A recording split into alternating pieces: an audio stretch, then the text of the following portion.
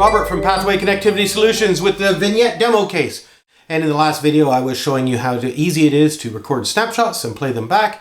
And this time what I want to talk about is the priority between the theatrical control console and the recall stations and how you might want to lock them out during a performance. So again, just to recap, right now I have control of the recall of the snapshots just by pressing buttons, and if I ever unpress a button, it just fades the lights out to darkness.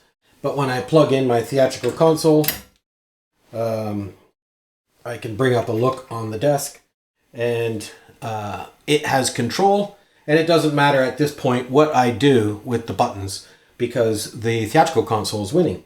So it seems a bit silly that even though things are happening here, I can actually change these buttons. Because if these are in the house, people might think, oh, I'm going to turn on the house lights, and nothing's happening because the theatrical console is winning. So the best thing to do would be to lock these stations out when there is DMX active on this port.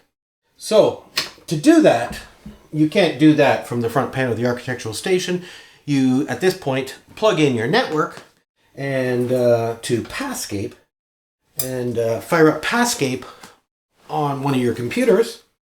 And when I do that, I actually see on my Passcape network, I see the first station. And if I just wanted to understand who he is, I would press identify, and I get a nice little pattern here showing there is station 1. And if I'll unidentify him, I can go to the next guy and identify him, and that identifies the second station.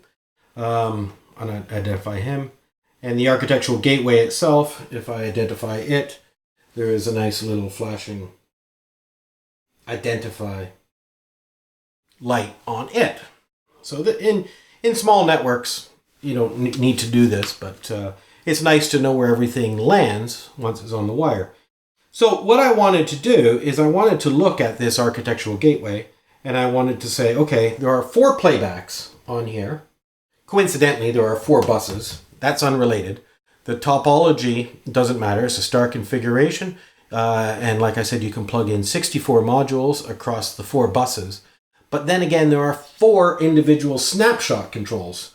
So you can use the 4 different playbacks to do different rooms or backstage, front stage, work lights, house lights, whatever way you want to do it. But in this case, we are just using the first playback, so I will highlight it here. And we see its properties in the property box. And there is this streaming ACN universal lockout. Right now it's at 0, which is defaulted to don't do a lockout. But when I plug DMX in this port here, it comes in on streaming ACN universe number 1. So what I'm going to do is I'm going to put number 1 in there, press enter. It shows in yellow in the transaction editor. It says that its current setting is 1. I'm going to set it to the new settings, which is current setting 0. Set it to the new settings 1. So I'm going to send these transactions off. There we go. And now, whenever we see DMX coming in on that port, what it should do is it should lock out my stations for me.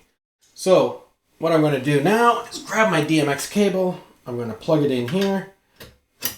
And as soon as I do, you'll notice that the stations are locked out, and I can do whatever I want on these stations.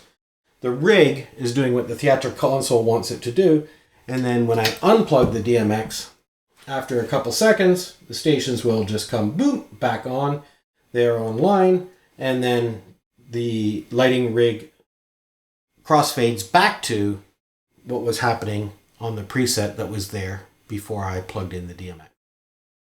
So next time we're going to have a look at zone control versus snapshot control and how you can configure sliders to be proportional zone control or buttons to be non-dims for things like work lights and relays. So join me next time. It's Robert from Pathway Connectivity Solutions.